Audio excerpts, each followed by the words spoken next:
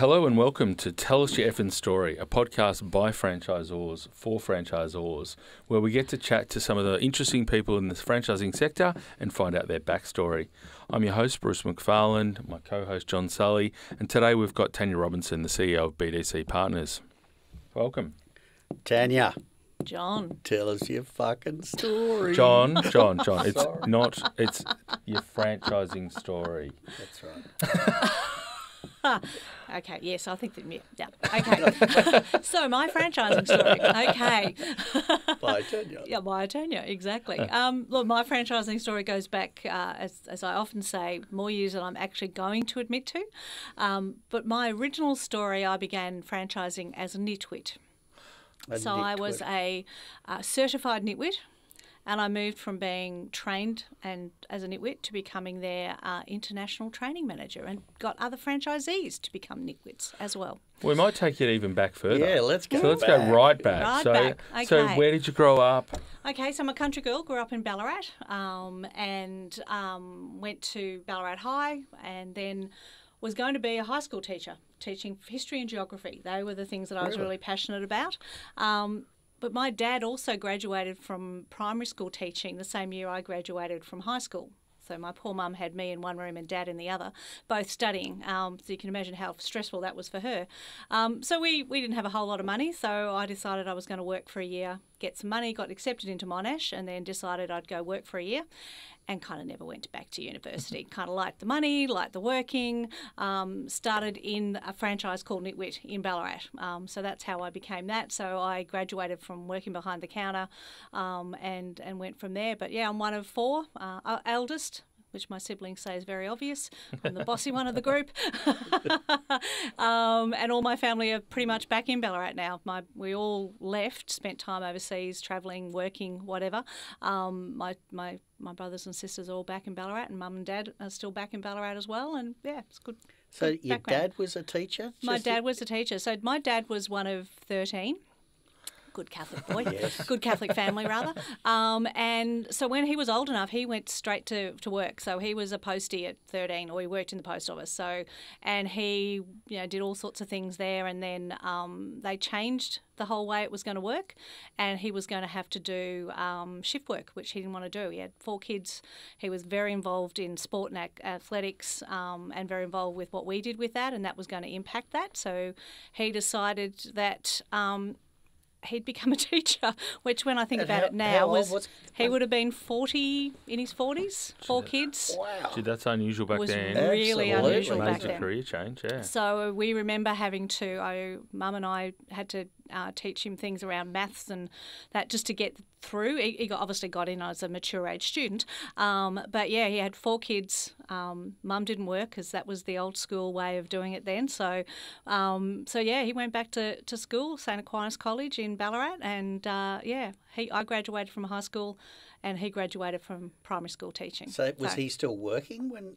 Nope, he couldn't work in those days. He did part-time work. He loved photography, so he was one that did the races, he did the dogs, he coached kids in athletics. Not that he got paid for that, but that was part of it. But he did all sorts of odd jobs. Mum did a bit of sewing, all of that sort of stuff, just to kind of keep us going through. The walls from the door. Yep. They owned their home. They were the old school of, they're still in their original house in Ballarat. So yeah. It's funny as you grow up, it's just what you do. But when I look back on that now, I think, wow, that was gutsy. It really was. Absolutely. And didn't impact us one way or the other, but you really do have a whole new appreciation as you get older as to what that actually meant. So yeah. And did he love it when he started doing it? He loved it. So he was fortunate enough that he got, because at one stage he looked like he was going to have to leave Ballarat to get a job, but he got in 2 schools in Ballarat, and then by the time he left he was principal of 3 small regional Catholic schools around Ballarat. So he taught for 20 plus years in the end, and retired in his mid-60s. And yeah, loved it. Didn't like the politics towards the end of it. Trying to manage 3 small schools with not a lot of money and parents and parent teachers, and he was a rarity as a male teacher anyway. They weren't that. So lots of things. He said he doubts he could do it now with the restrictions around a lot of that. But he had a ball, and it's still funny. We still go to Ballarat, and people still call him Mr. Robbie. All their kids, then their kid, all of that sort of stuff. But no, he loved it, and he would have been he was really good at it. But again, he was in those circumstances when he left, when he was old enough to work. My grandparents lived in the commission homes in Ballarat. There was no money there. Yeah. And so he had to go to work. So as did all of his siblings. He's the second eldest. So yeah. And God, your family reunion with 13 in that family. There's a lot of us when we get going. Yep. Yeah. Represent half the population of Australia. Unfortunately, we have lost a couple of Dad's siblings since that time. But yeah, lots of cousins and lots of things. So we tend to get together every couple of years. So and we've got one or two that are typically the ones that organise it, and then we all just show up and say, "Hey, great to see everyone." But yeah, it's a lot of fun. Some of them, have now got kids, and some of them are also starting to have grandkids. Of the cousins, yeah. I was the eldest girl, and my and Glenn, who was the eldest boy, unfortunately we lost him last year in the middle of COVID, which was hard. But yeah, there's a lot of us around the place, let me tell you. And did your mum work? You said she was doing. No, she just did a little bit of sewing, a little bit of all that sort of stuff. But Dad was old school, Mum, he wouldn't have gone and done teaching if Mum had to go back to work. That wouldn't have been something he would have felt comfortable with. But they worked in every other way. So as I said, we never felt that there wasn't enough to go around. But it was, things were tight. When you look back on it, things were tight. Absolutely. So, and did they give you any crap when you went took a year off and went and worked at Knitwit? No, they were. I think they were disappointed because I would have been the first to go to uni. So there was that element of pride around that. But they kind of got why. And I was also young. I was only 17 when I finished high school, so I'd gone early in primary school, and so I was always that sort of year and a half, almost younger than most people. So I think they were quite comfortable with me hanging around. They were ultimately disappointed with me not going, but ultimately, the role I stepped into was training and teaching anyway. So whilst it wasn't history and geography, I certainly got to see a lot of the world with that particular role. So yeah, which was so great. They don't introduce you as our great disappointment or anything like that. No. I think if at one stage, being the oldest, there was pressure around the grandkid thing. When are you going to multiply? And I was a late bloomer. Well, yeah. I didn't get married until I was in my 50s. So I was never going to be that one. You're out. Luckily enough, my siblings have been able to have grandchildren, so they're feeling very comfortable with that now. So that's very cool. And what about work? You were, everyone was working in your family at a young age. Did you before you had your full-time job? What sort of stuff did you do when you were at school? At school, so I was fish and chips. Place across the road, retail. Can't say I liked that very much. I didn't last very long in the fish and chip shop. Too hot, and I kept burning myself. So was a bit of a princess in that respect. McDonald's, did all that because McDonald's was quite big in Ballarat. It had just started in Ballarat, as such. Coles, I was a checkout chick for a while, and just babysitting, all the normal things that you did when you were younger to get money, so to speak. But retail's always been where I've kind of played, which I've always enjoyed. So I think, respect that. And so Knitwit's was a franchise when you went there? Yeah, Knitwit was a franchise. So it was the Australia franchise was a master franchise from Canada. So there was a woman out of Canada that had started the franchise, and it was teaching people how to sew with knitted fabric. So stretch fabric, jumpers, T-shirts, all that kind of stuff. And Vera Randall, who was the Australian master franchisor, she had been in Canada, seen it in Canada, and brought it back to Australia.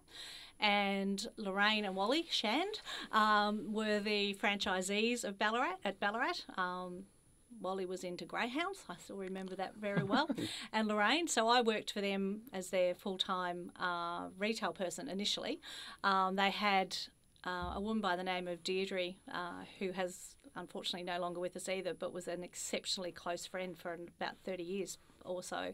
She and her husband John had moved to Ballarat. He worked at John Valves. He was there, so she'd moved down and she'd done a course at Newcastle. So, the whole way the small world works. So Knitwit was opening. She moved in and went, I'm experienced. So she started working there and was was the trainer.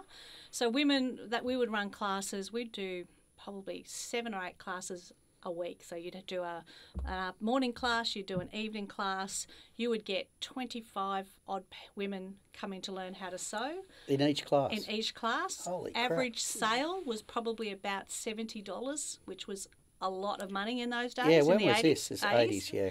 And it was a 6 to 8 week course. So you would buy patterns, you would buy fabric, you would make something each week, you'd bring it in and you'd make something through. So they were fantastic classes, but they were also in the days where women didn't do a lot of work. Clothing was very expensive because there were tariffs on everything. And so it was just the perfect franchise for the time. And then so I graduated from being, just working behind the counter to actually being a trainer. So I went and did the course, as I said, hence why I was a qualified Knitwit. My high school teacher who taught me sewing thought it was hysterical because I was really bad at sewing at high school. So, but learned how to do that and became a teacher. So I was doing the classes. Deirdre and John moved back to Sydney because that's where they were from, and John had moved into another role. And I decided that I wanted to travel. So this was when I was 21-ish. And so at that stage, Knitwit had just sold the master franchise, or Australia had just sold the master franchise to the UK. So me being me, typed a letter and then made a phone call and said, hey, I'm thinking of travelling. It'd be great if you could put me in contact with the franchisor over there because, they might want help when I get there. Anyway, I got a call to say, well, actually, how do you feel like going and working with us over there? So within 3 months of that, I was on a plane to the UK. Very cool. That was harder with Mum and Dad than actually anything else, to be honest, because I was the first that had travelled, and I had to get a passport. I had to do all that. Luckily enough, my mum's Scottish, so I got what was then called a certificate of entitlement to the right to abode. And that's literally what it was called, that I had to get into my passport so I could work over there with no dramas. And I got on a plane and went to the UK. Vision of for how long did you say to Mum and Dad? Well, initially it was a year. I'm only going for a week. Yeah, no. It was always going to be a year. So because we needed to get the franchise established and go from there. So I lived in a place called Cranley, which is south of England, and we opened 7 stores over there at the time. I had a little yellow Mini that I used to drive around in, which was really cool because the roads were really bad and really slippery in the winter, and the number of times I hit ice and just kind of slid off the road, which was very fine in a Mini, nothing else much. And we built up the brand from there, and then so I came back almost 2 years after that. So they then so the person that had started it decided that they wanted to sell it, so we stayed a little bit longer to help them with that. And I probably still would have stayed with them, but I hadn't been home for 18 months, and then there was no such thing as Facebook and mobile phones or any of that stuff to easily, so I was missing the folks, and said, look, I just want to go home for a couple of weeks, and they made the call that didn't suit them. So I went, okay, fine, thanks. See you later.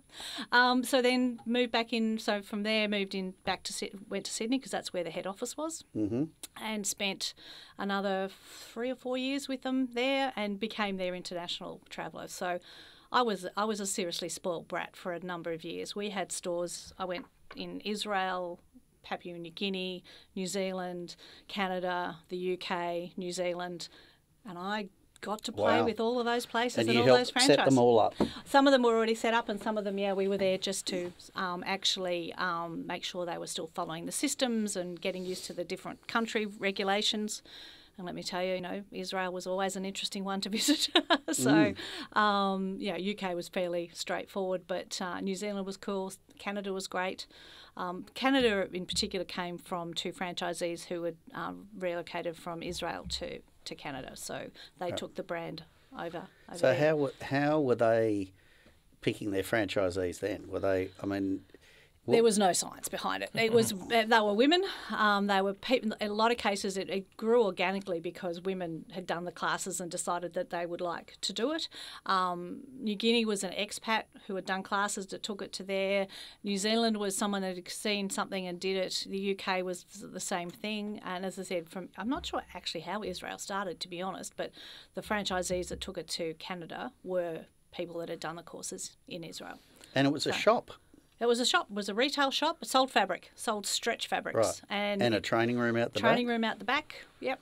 So where is that now? It must have been a bloody big retailer in its time. It was a very big retailer in its time, but it's probably a cautionary tale of not reading the trends quick enough, and there is literally one store. It's not the franchise itself doesn't exist anymore, but there's a store in Cottesloe of WA, another South African lady, funnily enough, that had come over that's still called Knitwit, and trades as Knitwit, and you can buy online all their fabrics and things, which I occasionally do because I took sewing back up again through COVID, funnily enough. I hadn't done it for ages and needed to do something else, so I'm back doing a bit of sewing, which I'm actually really enjoying. It's a good creative outlet, yeah. Was there a secret handshake or anything if you're a Knitwit? Oh, there was a little bit. We had certificates. Right. And our colour code was green and purple. That was the colours of the brand. Now I look at that now and think, oh my God. Well, that's Wimbledon. It's Wimbledon. It's only I think of green and purple. But yet it started in Canada, so I'm not sure where the colours came from. But yeah, it was. But yeah, unfortunately, look, tariffs changed. Women started going back to work, so there wasn't the demand for classes. So all of that things. One of the things Vera did look at, which was well ahead of its time, and we set up a shop at Westfield and Parramatta, so just in the new one, so where it had relocated from where it used to be on the river, where David Jones used to be there, and we relocated in there. And what you could do is you'd have templates of clothing, you could come and get fitted, and it would be tailor-made to fit you. Concept was brilliant. Unfortunately, very expensive to do.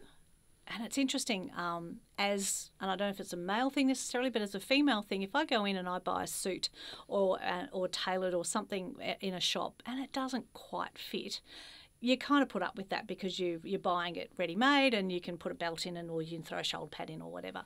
But when you tell someone you're going to make them something that will fit them, it takes on a whole nother level. So the way of managing that it became too hard. You could never, we had more people bringing stuff back because a hem was half a centimetre not right, or the waistband didn't sit quite as well as they did. So unfortunately, a number of people, you could see the writing on the wall. I'd been with them for 13, almost 14 years by that stage, living in Sydney. And Sydney I was only going for a year, and 10 years later I came back to Melbourne. And Sydney was an interesting one when you're travelling for 3/4 of the year, which I was in those days. You don't get to meet a whole lot of social connections, so it was all work related. So coming back to Melbourne, family, more friends down here, and so I left there, went and worked for Brass and Things. Brett Blundy. Oh, yeah, Blundy, yeah. But yeah. Can I just roll back a step? Because we touched on a business that missed the change in the market, which obviously we've had some pretty big stories, the Kodaks, there's some big stories around that, very successcul businesses. Yeah. The BlackBerry. Yeah. You have a BlackBerry? Yeah. I loved my BlackBerry, actually. I really did. Work? I think they're around. I'm not sure. But, yeah, I always thought my BlackBerry was very cool. Well, lots of business. Yeah. So do you think, you were there at the start of the decline of that? You could see, it was obviously had gone gangbusters for years. Yeah. Do you think was there anything that you could see at the time going, I think it wasn't recognised, or it wasn't recognised by the people that could make the decisions, is probably more to the point.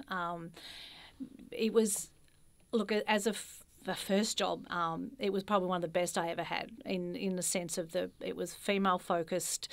There were very few men that worked in the business, and Vera was very much around looking after people, but she wasn't a particularly strong businesswoman. So in hindsight, when I look back, so she had lots of mistakes were made, lots of decisions were made to, instead of trimming back and really looking what we were doing, it was making sure and again, it's a catch-22 because you want to protect people, but some harder decisions should have been made around, not necessarily putting new franchisees on. There was a couple of those that came in late, which probably in hindsight we shouldn't have done, and making sure that a lot more time was spent on the business side of it as opposed to the creative side of it. And So tell us about Gloria Jean, because that was going crazy at the time as well. yeah, so the growth. Yeah, so Gloria Jeans, I started with them. So I'd moved back to Melbourne by that stage. I'd spent some time with Jag Clothing and worked with them, which was fun, and a whole different style of working again. So I worked with, so Gloria Jeans, I started as an operations manager here in Victoria. So we were just in the process of building new stores and getting franchisees ready for the brand, which was a lot of fun. And then because of the growth, they then decided that they needed a training manager to oversee WA, South Australia, Victoria and Tas. So I took on the training role for that. So I trained all the franchisees, can make a half-decent cup of coffee, probably a little bit rusty now, but on the bigger machines, but used to do that. And we also then taught the whole, the business side, the health and safety. Not a whole lot of focus at the start on the business stuff, but that changed as the brand grew. And then, so I did spend a lot of time with them on that one, and then moved, my final role with them was National Franchising Manager based in Melbourne. So I looked after... When was that, Tanya? Was that like 2000s or late 90s? Yeah, late 90s, yeah. So it was so Peter and Nabi had started the business, again, I remember my final interview with Nabi. So anyone that joined the company in those days had to have a final interview with Nabi. And, I had all sorts of questions around, was I married? All that stuff that you just couldn't ever ask now. Highly appropriate. But it turned out he knew Vera. So in the small, again, world that we move in, because Vera was involved in that and also involved with probably still is, a charity called Habitat for Humanity, which Gloria Jeans were as well.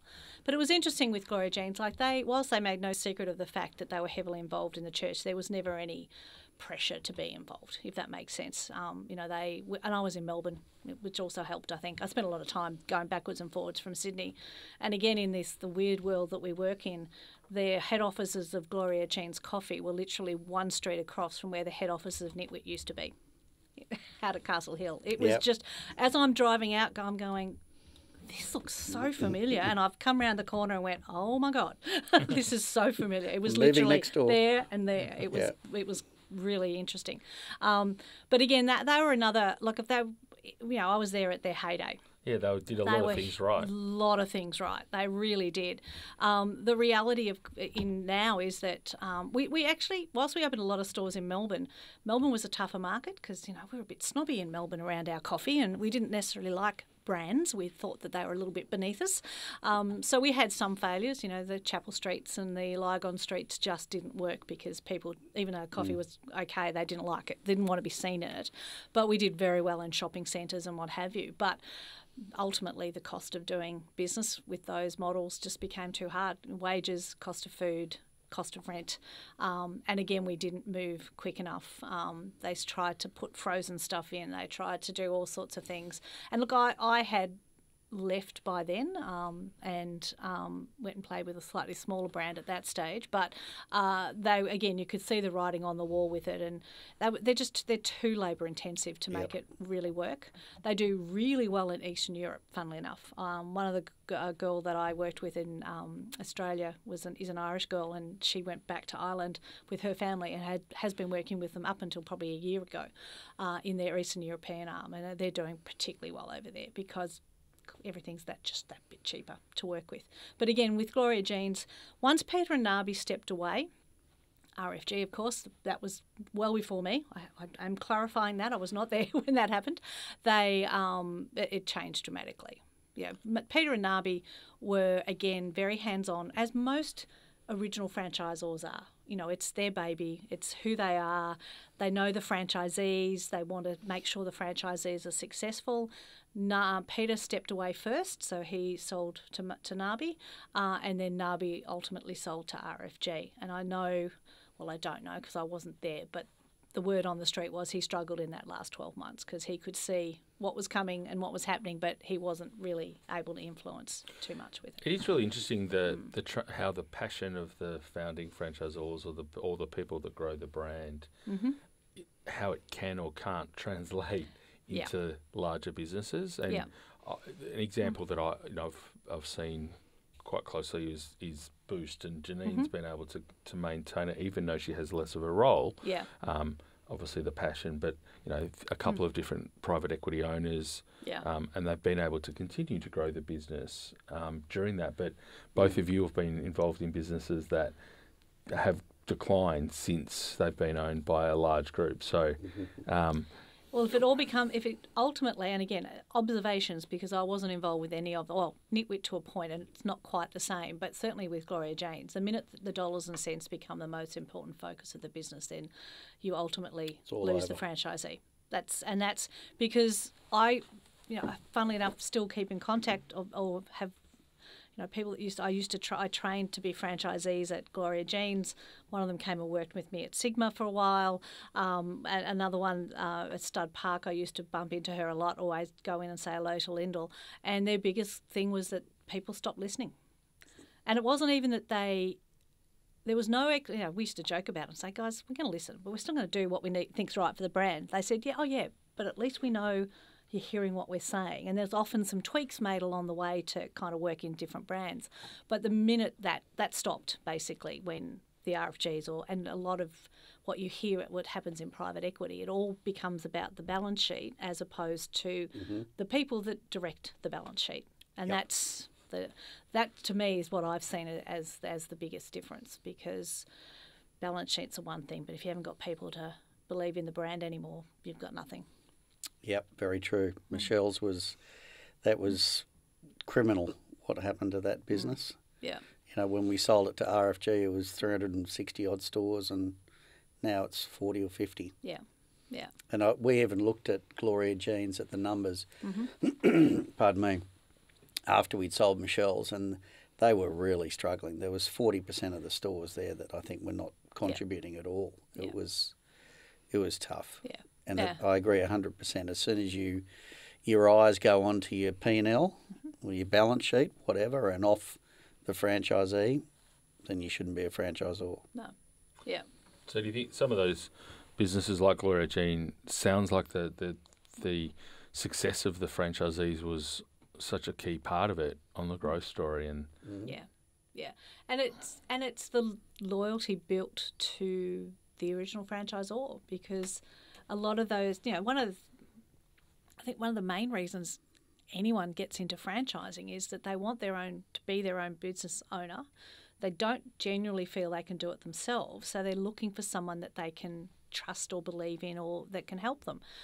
And there's so much of that relationship between franchisor and franchisee, particularly in those early days, because they've given people an opportunity. They've allowed them to send their kids to the private school that they always wanted to, or build a home or whatever. And it scales, obviously, depending on whether you're buying a small service franchise or a large, Gloria Jean's that was $600,000-$700,000 in those days to get into.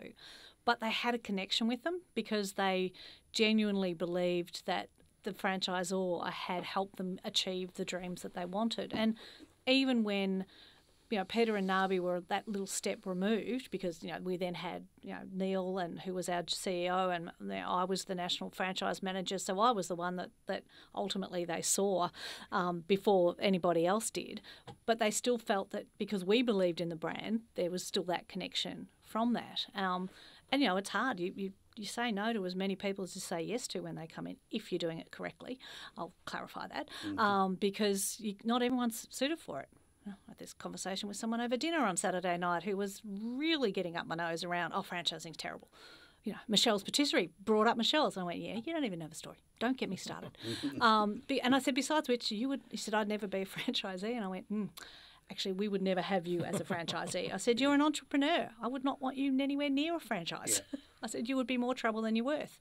So it's about understanding. And again, there were, like all franchises, there were just, there were some franchisees that were chosen that shouldn't have been there.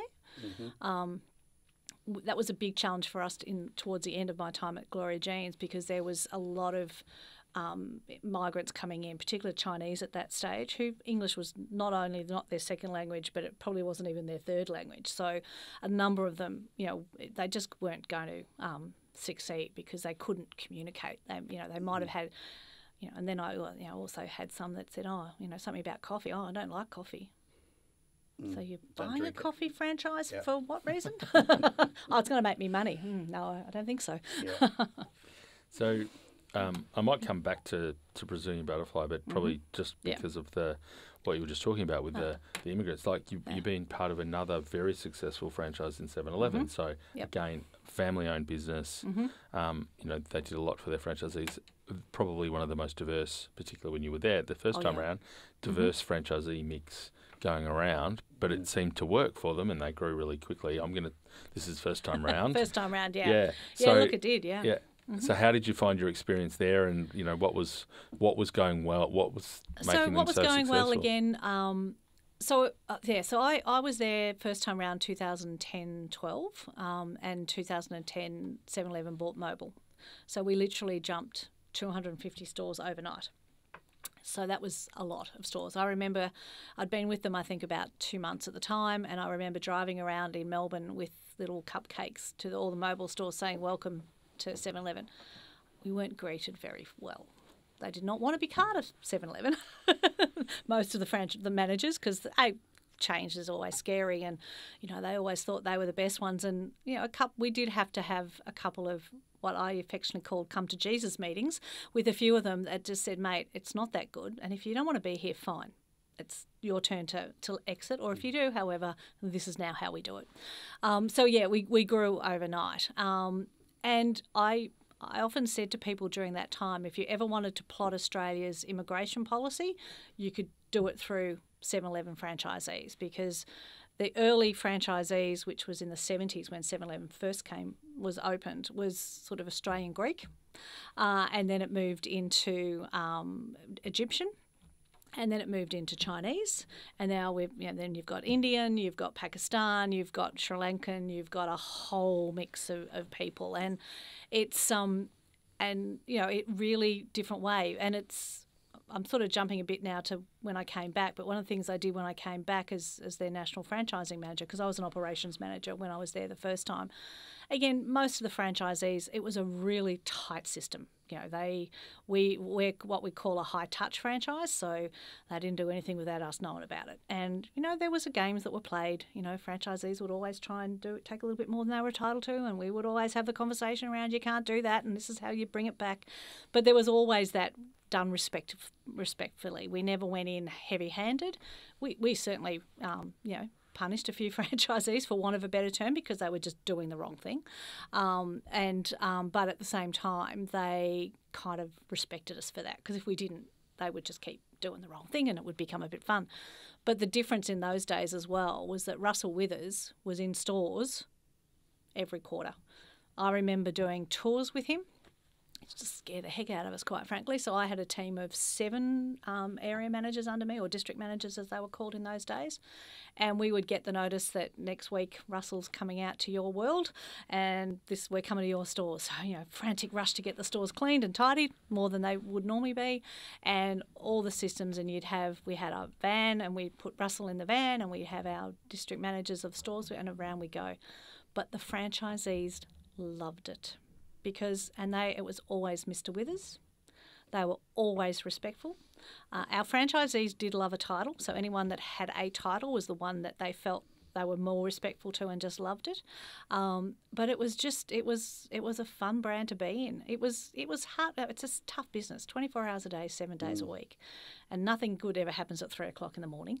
So our district managers in particular worked really hard because they were on call. So if something happened at 3 o'clock in the morning, they got the call. Tough old gig. Yeah. And if it ever came to me, they had better have a damn good reason why they didn't pick up the phone.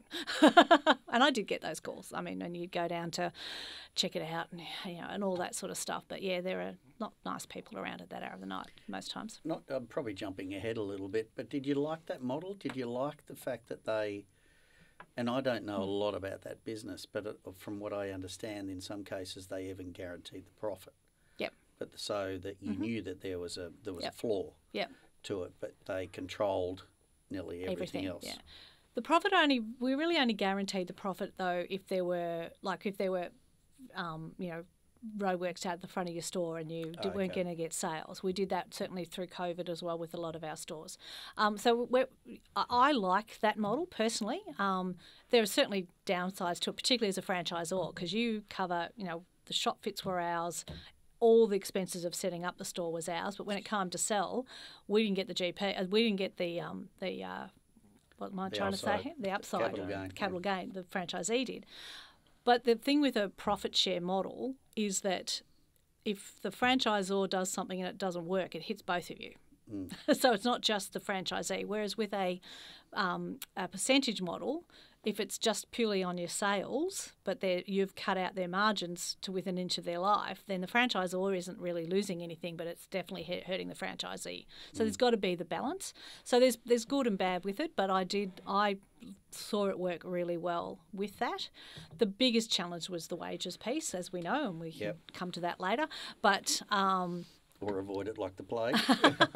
Well, I don't think we can avoid it because it was out there, and the brand internally changed a lot.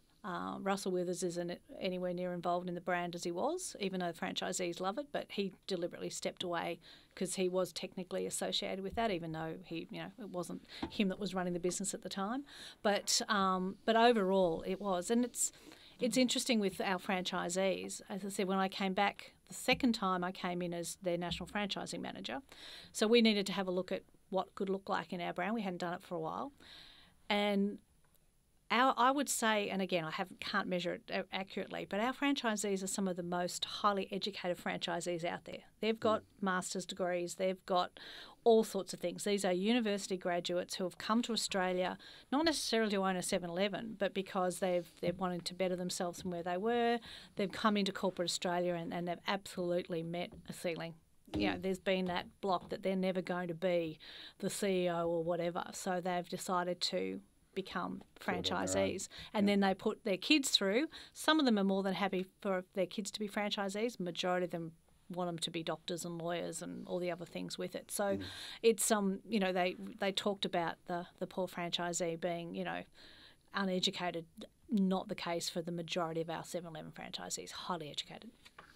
So coming back into the business, you obviously were out of the business during the whole when the shit hit the fan and the wages scandal. So certainly was. How was it for you? Because I know you had a lot of friends at the business, and to see that and then to get back into it. Yeah, look, it was hard to see it because yes, I still had a lot of friends in the business and that were still there, and they absolutely took a lot of it.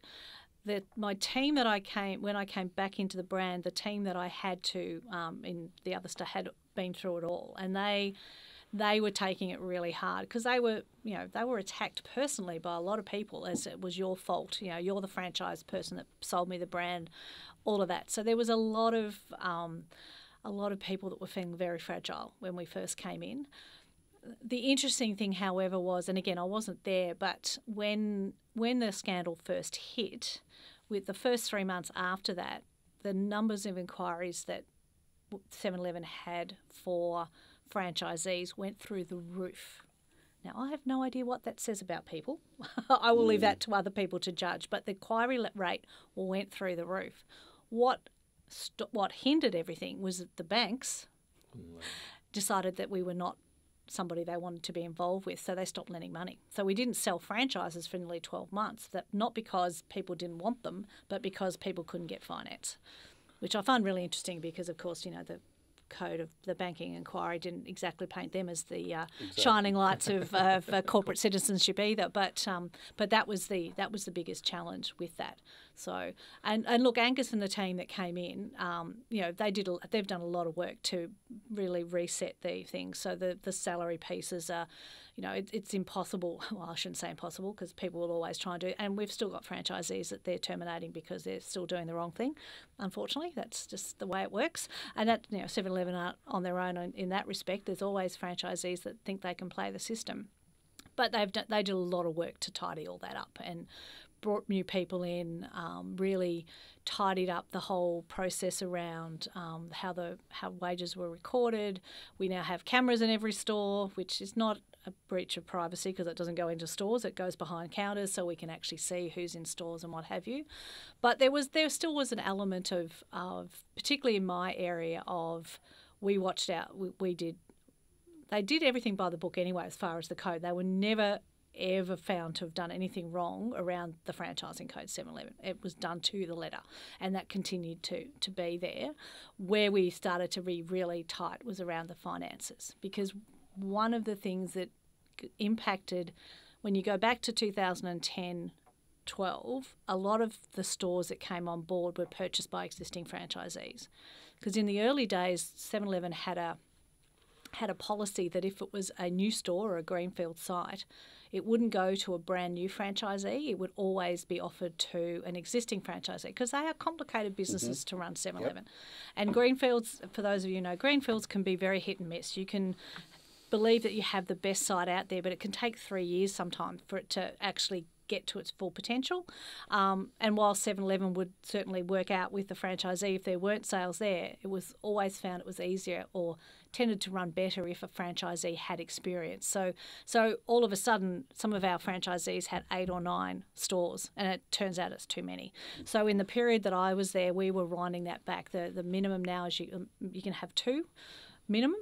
And if you have 3, you have to be authorised by the CEO to get your 3rd store. So when time came up for renewal, we just weren't renewing. They knew that. You know, some of them fought it, but they all knew it. And we've just really tightened that whole process up now, because some of them actually overcommitted themselves. So that's where they reverted back to doing the wrong thing. The other thing we've had, particularly in migrant families, is that families like to contribute to the store, and whilst it was always asked, is this a gift or is this to that? No, it's not a gift. It's part of that. But we found in some cases they would be getting 300-400 grand from the family, and 2 years later all of a sudden their debt had jumped by 200 or 300 grand because they're now having to pay the family back. So that impacts. So we tightened up. 50% is the maximum we'll allow anyone to borrow to come into a 711, and 711s are anything from 400 grand to over $1 million, depending on the brand, on the store itself. We had a fantastic relationship with the banks. That was most of my job, if the truth be known, was making sure, and so they knew.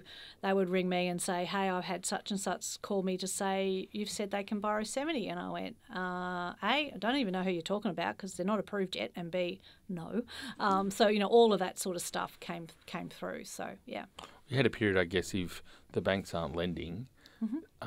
You can't bring any new blood into the network. No, that's right. So they're all stuck. Yeah. So you had and to that work was the with other them. thing. Yeah, that's they right. couldn't sell. Yeah. So if they wanted to get out or you wanted to terminate them, you had to either buy them back. Yeah. It was the only option, really. That's right. You're stuck with everyone. Yeah. And there was 3 stores sold, but 711 helped finance, but they were to existing staff that were already working for us. So they put in a plan around lending them a certain amount of money with the view that 3 years after that, hopefully there was enough equity in the brand, in the store for them to borrow and then pay out 711. And that actually worked in all. In fact, there were 5 stores that worked in all 5. They all came to sort of maturation when I was there.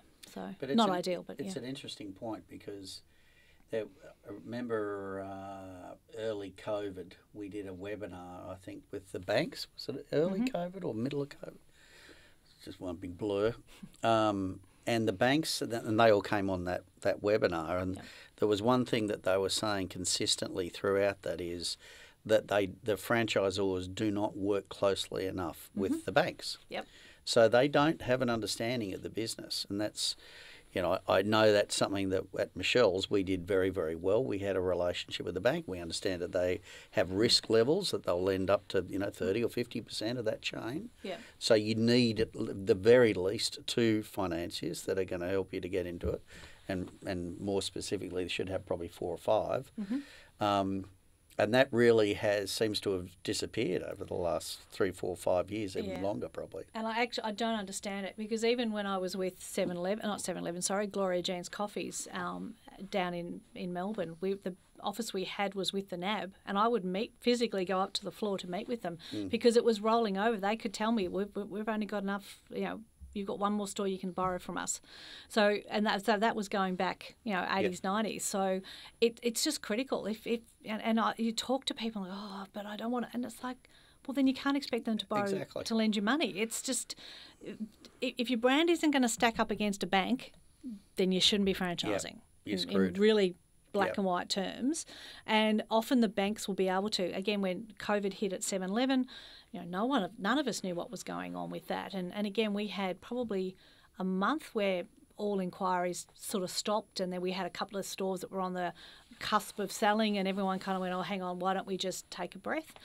Again, I was on the phone with the banks, and then pretty much within a month we were back almost business as usual. The hardest thing in the sales part was actually, particularly in Victoria, was to actually get into stores. So, we had so many restrictions around it. But the rest of the country, for certainly the first year, it was almost business as usual. We were able to. It was just, we just had to work around a few things. And, one of the strengths of a brand like a 7-Eleven or a lot of franchises is that for the first time ever, we shut stores in the CBD because, for those of you who remember, we had curfews, and you did not want people in your store on the streets at that time, unfortunately. We had franchisees. I was there one night doing the thing. I had my little exemption. And, people were walking in, grabbing food and just walking straight out again. Like, no compunction whatsoever. So we shut down half of our stores, but we continued to pay them a minimum through that period so that they could at least pay. Well, staff, of course, we had a lot of our staff. Don't even get me started on what we did with the poor staff in Melbourne. Not when I say we, I say Australia. I don't mean our franchisees. But so we did that, and then we helped them work out how to get the government money. We put a whole team on that. We had that 7-Eleven had a team 24/7 for nearly 2 years that just did COVID. They knew everything that was going on, when it was happening, how it was happening, what stores needed help, where we needed to put people in, and that's why the stores have survived. And I still think that's one of the strengths of franchising. There are very few franchises that you know of that certainly still did it tough through COVID, but kept their franchisees going. You look at the likes of, Listen to Your Body, Ben's store, a gym of all places, and not only did he survive, but he's absolutely thriving at the moment. So I think your franchising did very well.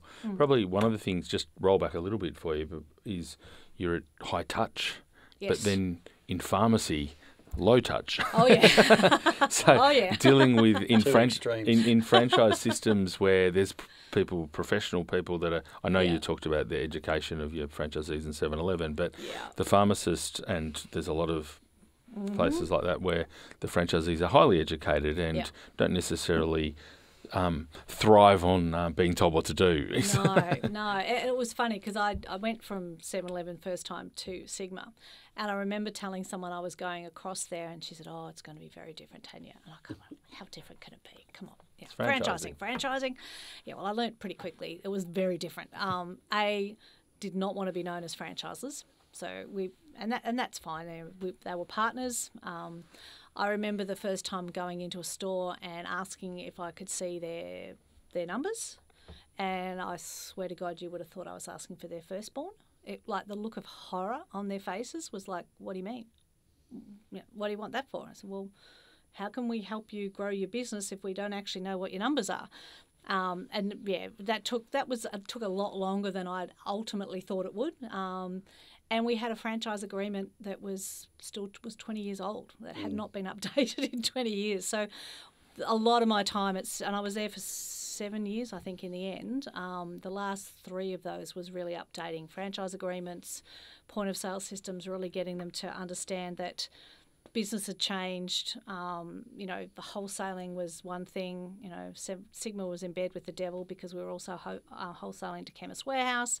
So a lot of them were very set in their ways of doing business and really needed to bring along. So, we introduced a new, my boss, BT, and I was part of that, introduced a new, what would be a franchise advisory committee in any other term, and really started to bring the franchisees back on board. And going back to what we were talking about at the very beginning around how do you circumvent change and how do you get it to happen, you've got to get the franchisees involved. Got to get the peers. You've got to get the peers involved, and that's really what they did very well there, created a whole new group and really got them. So the franchise committee went from being a token tick and flick, this is what we want to do, yep, let's go, to a lot more agenda set, a lot more focused on, a lot more heated discussion in a respectful way, as opposed to, well, this is what we're just doing and you're just here to rubber stamp it. And that was confrontational for a couple of the head office people more than the franchisees, if the truth be known. But it made a difference. Change. That's a generational thing almost. It is, absolutely. Yeah. And it's still a work in progress, but if you can get that right in any brand, no matter what size you are, when you've sort of got to hit a critical point to have a FCA, I get that. But if you're not setting it up for it to be a two-way conversation, then you're going to have to go through that pain at some point, because people are just going to go, well, why am I here? You're just telling me something, and I'm not going to be the one that just rubber stamps something that I don't even agree with or don't even think is right. So, yeah. So now in your role as CEO of BDC Developments, you're seeing businesses that are thinking of franchising, and then emerging franchisors that are growing, and you get to some of those lessons that you've learned, some of the big and small. You know, what are some of the things that you're telling those emerging franchisors that you've learnt from those other big systems? So with the emerging franchisors, it's again really involving your franchisees or listening to them, but ultimately still being the one responsible for it, because I think that's your fine line. You have to involve, but we're not really a democracy in franchising, whether we like it or not. Like, there's somebody ultimately has to make a decision for the betterment of the whole brand, as opposed to the loudest voice in the room. So you've got to know what you're doing. You've got to have your strategy in place, and you've got to be looking at it all the time. If that's one thing COVID's taught us, a 5-year plan just doesn't cut it anymore. You're lucky to get a 5-minute plan going some days, because things change all the time. But you've got to have something that you've got to know where you want to go, and you've got to put a step in place for it to be there. And whether it be simply making sure your franchisees that you've got are profitable, or it's picking your right franchisee, or understanding that you've picked the wrong one and it's time to move them out. All of those kind of things is probably the critical piece. And then it's about, how do I grow? Because one of the biggest challenges, and one of the things we find, is people get to that 5 to 10 mark and then just kind of tread water for a while. And you've really got to have a plan to, how do I get to the 15, 20? Is it a multi-unit focus? Is that the best way for your brand to go? Or is it, got to actively get back out there and market, and what makes my brand successful, what's working, what's not? And if it's not working, why not? And fix it. Don't just keep thinking that the same price is going to work all the time.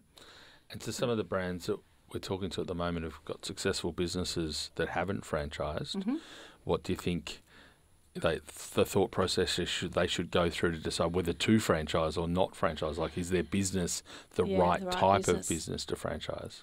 Well, I think it's interesting, because the number of that we've spoken to, particularly in the last sort of 3 or 4 months, have been music to my ears. It's been very much we need to make sure our franchisees are profitable and all of that stuff, which is great, because they have to be.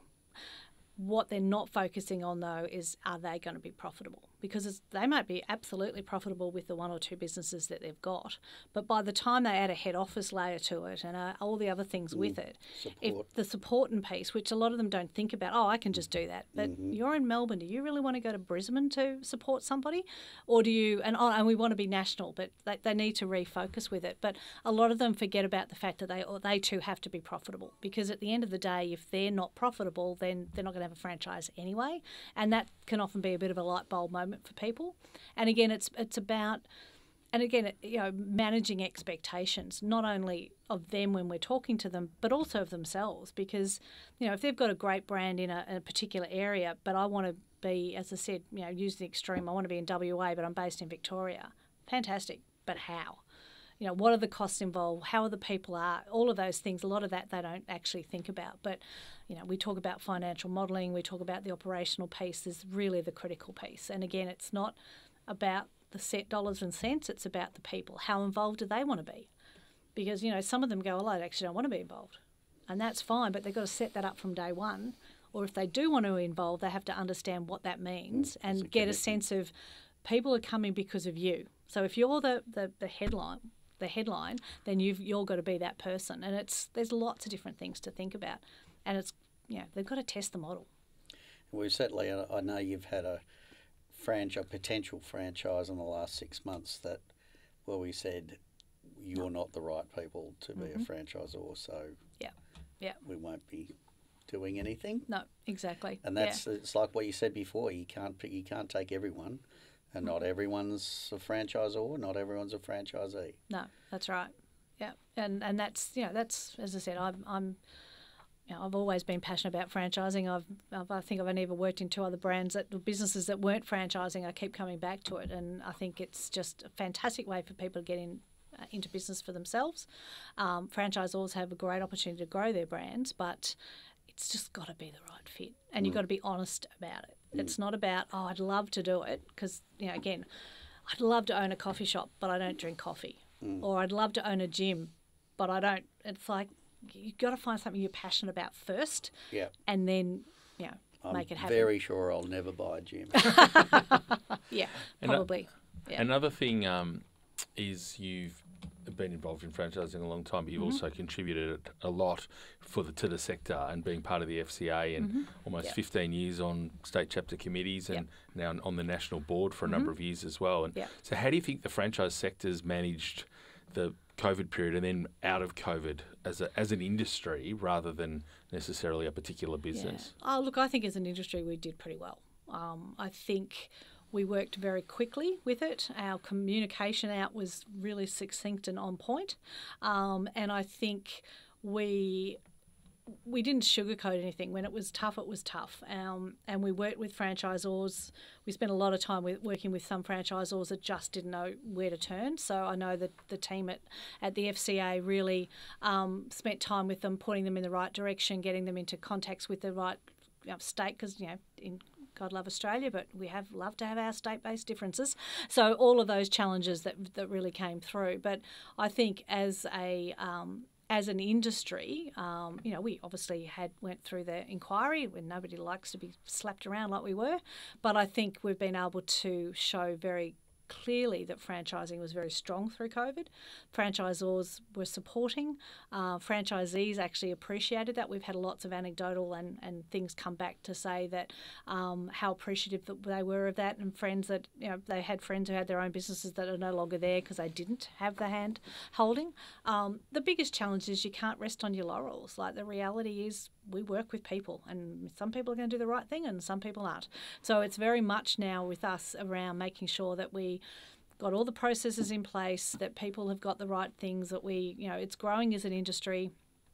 We know there's 1,000+ franchises out there.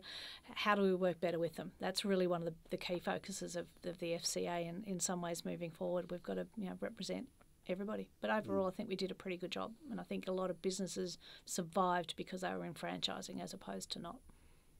What about looking forward for franchisors? What sort of tips that you've got from all of these different roles that you've had? Yeah, okay.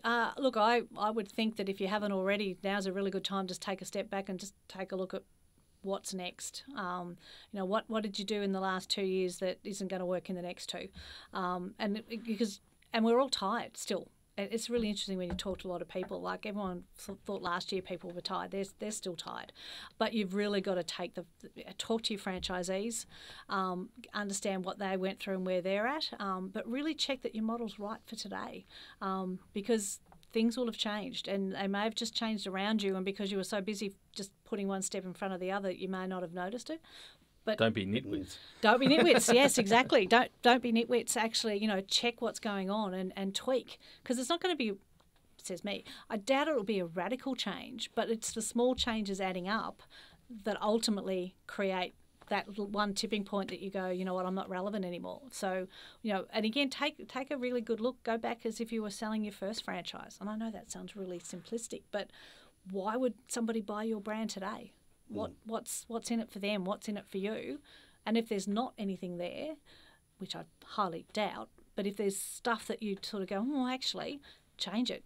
One of the things Angus said at 7-Eleven was that, what you walk past is what people accept.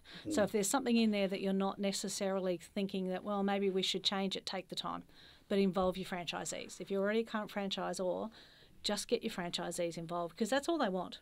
And again, you still ultimately have to make the call, but get your franchisees involved. But it's very true, because in the last 3 years, 2 years including COVID, obviously, people have moved, customers have changed, buying habits have changed. Yep.